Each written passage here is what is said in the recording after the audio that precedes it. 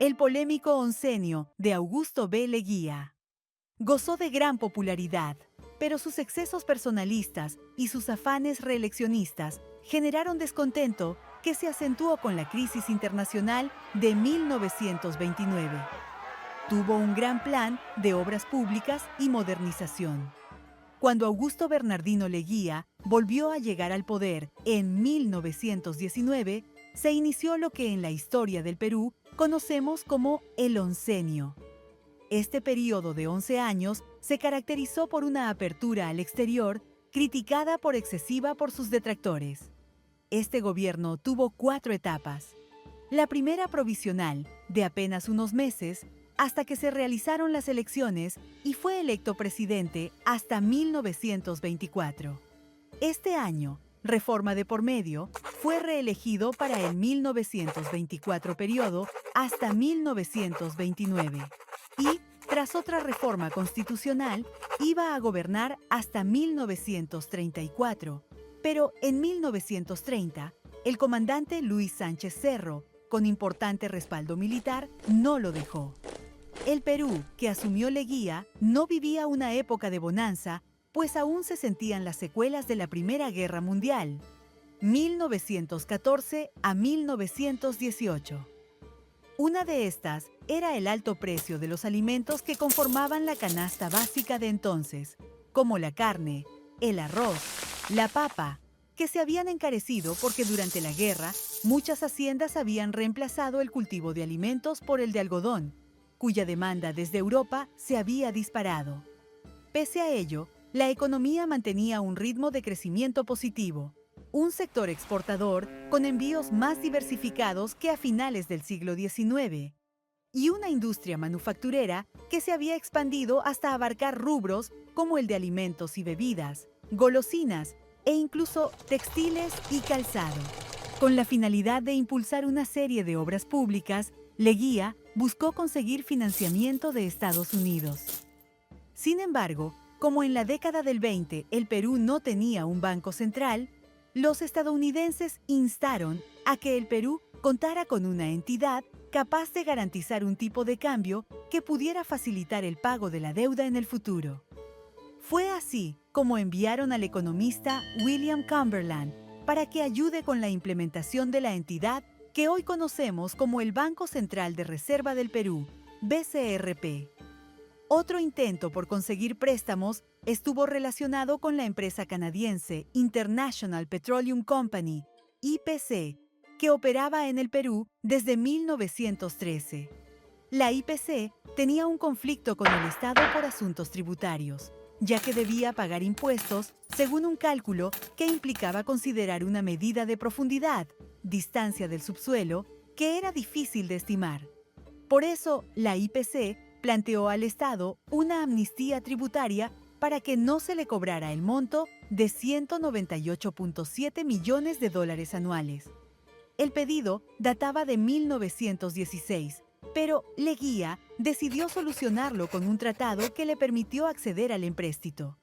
Leguía fue muy criticado y se le calificó de pro-norteamericano, pero tanto su acercamiento a la IPC como la creación del BCRP le permitieron acceder al financiamiento para poner en marcha su plan de obras públicas.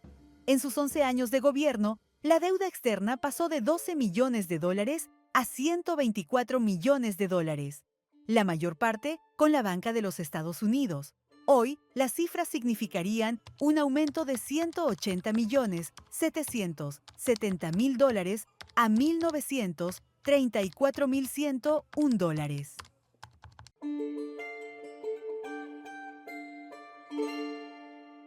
La ciudad cambia de rostro. El financiamiento al que logró acceder Leguía permitió el desarrollo de obras públicas. Algunas de estas son recordadas por formar parte del plan para celebrar por todo lo alto el centenario de la independencia del Perú en 1921. La Plaza San Martín, en el centro de Lima, inaugurada el 27 de julio de ese mismo año, es quizás una de las obras más recordadas, aunque los planes de construirla ya existían desde 1917.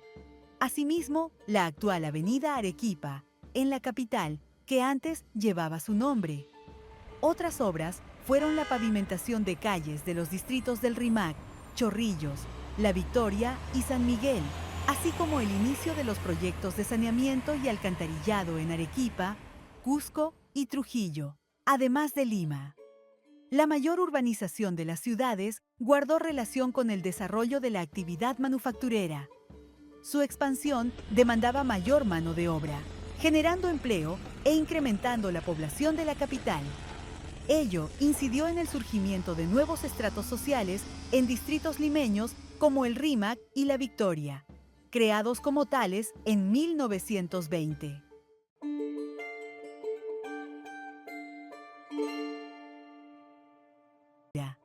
Entre las obras impulsadas durante el oncenio, también se financiaron proyectos de infraestructura productiva, con mucho énfasis en la irrigación para expandir el territorio cultivable.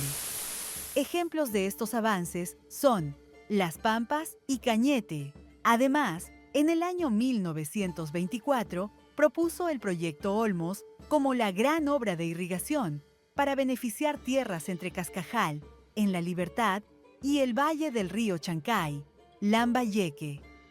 Lamentablemente, todo se vio frustrado por las lluvias extraordinarias del año 1925, por el azote del fenómeno del Niño. Durante el oncenio se impulsó la construcción de carreteras. Se comenzó con la Panamericana y para finales del gobierno uno podía viajar de Lima a Trujillo en 22 horas. Estas obras necesitaron mucha mano de obra que llevó a dictar la polémica Ley de Conscripción Vial.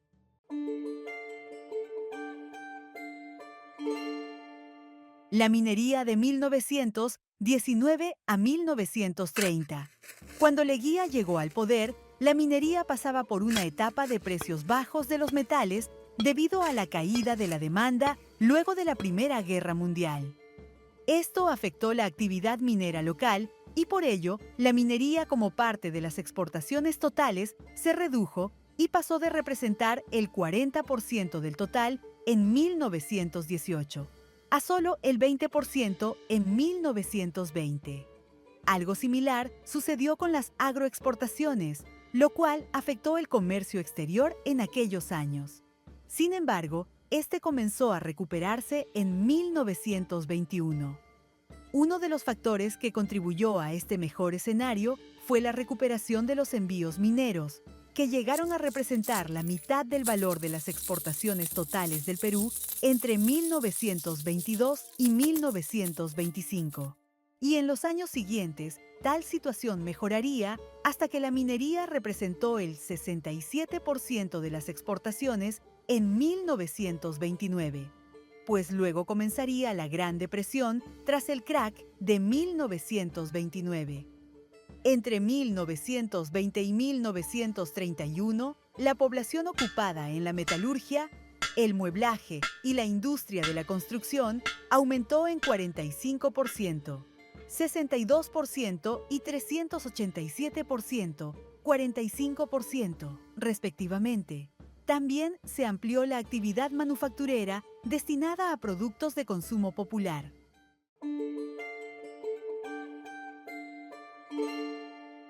Monedas, estilo de vida y clase media. En el segundo gobierno de Leguía también se emitieron monedas de pequeño valor que dinamizaron el comercio. Previamente, los bienes de consumo se vendían al por mayor, ya que no existía un precio para cantidades de consumo diario. El arroz se vendía por costal y no por kilo o gramos. Por eso, el comercio popular estaba muy enfocado en el trueque, limitando la adquisición de las clases más bajas. Las nuevas monedas de cobre o latón permitieron monetizar los salarios que dejaban de ser pagados con alimentos. Esta experiencia fue un shock cultural. El pueblo decidía qué comprar, así como cuánto y cuándo hacerlo. La demanda trajo competencia y variedad de productos, lo cual también influyó en la aparición de más tiendas de comercio al por menor, en lo que fue importante la migración china, japonesa y libanesa, mal llamada turca, y sus negocios. En cuanto a vivienda, En 1920 se podía observar que en Lima el 42% de casas tenía una habitación, mientras que el 25% contaba con dos. Estos eran sobre todo hogares con bajos recursos. Luego figuraban las viviendas de clase media, con 3 o 4 habitaciones, que significaban el 16% del total, seguidas por las casas que tenían entre 5 y 7 habitaciones, y las que tenían más de 8, que representaban el 10% y 7%, respectivamente. Las cocinas funcionaban con carbón, y la conservación en frío de alimentos, que existía en algunas viviendas, se realizaba en artefactos en los que se colocaba hielo comprado a comerciantes y sal. El 17% de la población eran los niveles socioeconómicos medio alto y alto, y en este grupo muchos contaban con automóviles, de los cuales llegó a haber en esa época unos 5.000 en todo el país. Un gran cambio que llegó con Leguía a comienzos de los años 20 fue la aparición de la policía como hoy se le conoce. La Guardia Civil fue renovada con una misión enviada desde España en noviembre de 1921. La importancia de la policía fue también laboral, pues se convirtió en fuente de empleo para los segmentos populares. La industria bancaria también continuó con su expansión por las principales ciudades, y ser empleado de la banca fue otro oficio en auge. El desarrollo de puestos de trabajo que requirieran leer y escribir le otorgó mayor importancia a la educación, por lo cual se asoció esta al progreso. En Lima, el crecimiento de la cantidad de personal en la industria, los servicios y la administración pública generaron que surgiera lo que hoy conocemos como la clase media. En 1920, el 85% de la población en edad escolar ya sabía leer o escribir o asistía al colegio, y ese año el presupuesto para educación representó el 15% del presupuesto general. Las acciones tomadas por el gobierno en materia educativa implicaron una amplia contratación de maestros y un plan de alfabetización en ciudades de la sierra.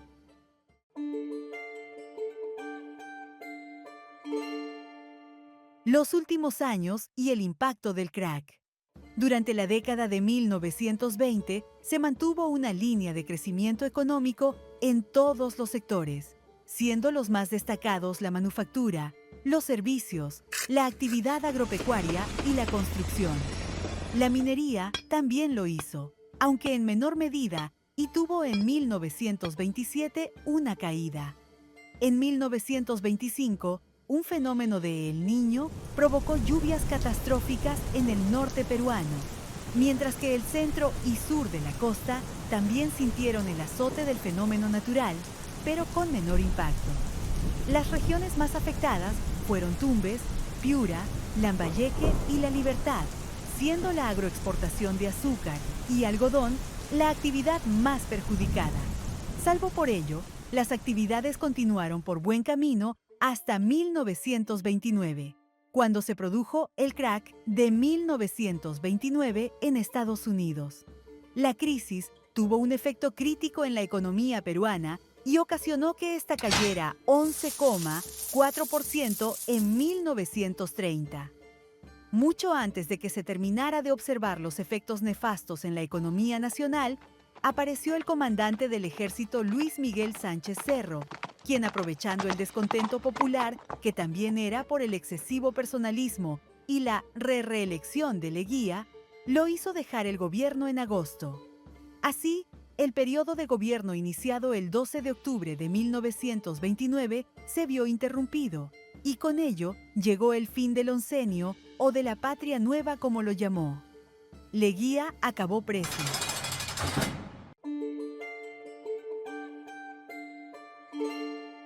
Gripe española, nuestra primera pandemia. En el siglo XX, la llamada gripe española, aunque no se originó en ese país, fue la primera pandemia que azotó al Perú. Fue el embate de un virus de influenza de origen aviar que nos dejó 52.739 víctimas, según los registros de mortalidad de entre 1918 y 1920. Las tres regiones que fueron más golpeadas fueron Lima, Ica y Loreto. La llamada gripe española mató a casi 50 millones de personas en todo el mundo, la mayoría entre 20 y 40 años, y contagió a casi un tercio de la población mundial de la época, que era de unos 1.800 millones de personas. Los primeros casos reportados estuvieron en la base militar de Fort Riley, Kansas, en Estados Unidos, el 4 de marzo de 1918, en un destacamento que se aprestaba a trasladarse a Europa.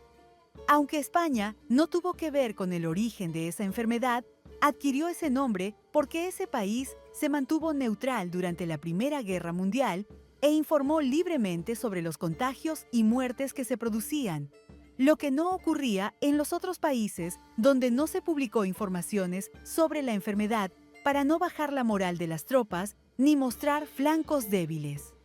En el Perú, al igual que en estos tiempos, el sistema sanitario era insuficiente.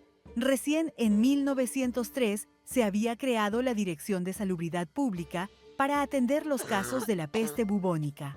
Ante la gripe española, otras medidas aplicadas por el gobierno de Leguía fueron la creación de estaciones sanitarias en los puertos, así como campañas de desinfección y disposiciones de salubridad en los medios de transporte como los ferrocarriles. Hubo 3 olas, siendo las 2 últimas las más severas en Lima e Ica, respectivamente.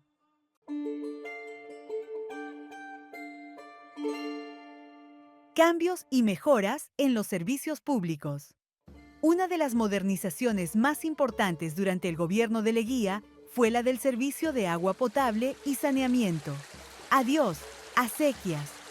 Luego de derrocar a su predecesor, José Pardo y Barreda, el presidente Augusto B. Leguía inició su gobierno en julio de 1919, haciendo cambios urgentes en el sistema de saneamiento de Lima. En 1920 dictó la Ley de Saneamiento, con la que el gobierno expropió todas las empresas de agua potable del país y se constituyó en la capital la Junta del Agua Potable de Lima. Asimismo, la Municipalidad de Lima le entregó a la británica The Foundation Company la administración del servicio de agua potable para la ejecución de obras sanitarias de la capital. Entre los años 1924 y 1926, la compañía británica reconstruyó el sistema de galerías filtrantes, consistente de canales de drenaje, existente desde la época de la colonia, ubicado en lo que hoy es El Agustino. Tenía una longitud de 3 kilómetros y llegaba al reservorio La Menacho. A finales de 1926, The Foundation Company inició una significativa reconstrucción de las instalaciones sanitarias de Lima, a pedido del Ministerio de Fomento y Obras Públicas, y para ello buscó la colaboración de las poblaciones aledañas. De esta manera, quedaron incluidos en el sistema de la capital los distritos de Miraflores, Barranco, Chorrillos, Pueblo Libre, Magdalena Nueva y San Miguel. La innovación implicó un cambio significativo para el desarrollo de la ciudad, pues hasta ese momento el sistema de desagüe funcionaba a manera de acequia en el centro de la calle, donde las personas tiraban sus desechos humanos y basura, lo que generaba focos malolientes y enfermedades.